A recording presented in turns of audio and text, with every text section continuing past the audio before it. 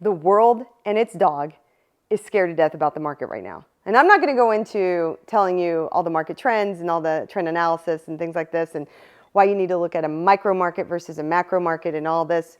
That's a whole nother, that's a podcast. But what I am going to say is this. When you are looking for your homestead home, not an investment, we really have to delve into the market. But if we're looking at your homestead home, the one that you're going to lay your head down in every night, the one you take a shower in, raise your children in, eat, have family dinners in, that home, that we need to consider other factors besides the market. Let me tell you a story. So I have this family that I think the world of. I know them through sports.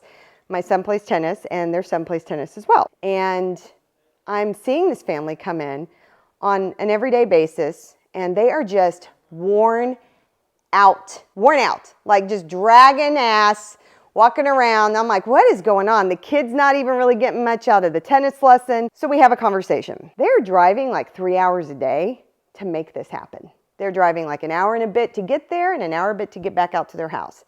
And then I find out their other kid, they're doing the same thing for them for swimming. And then I find out that's not even it.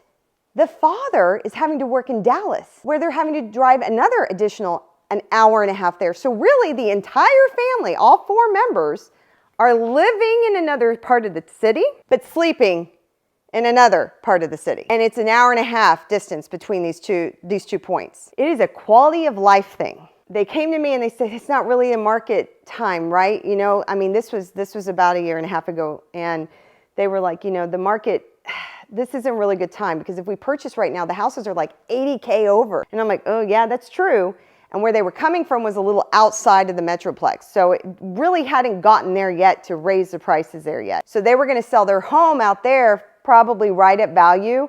And then they were going to have to purchase a home that was elevated. So no, the market didn't make sense for them. It really didn't. But their lives, the way they lived every day was absolutely horrific. And so we had a conversation about quality of life. We got them moved in. We sold their house out far. We actually made some decent money on it.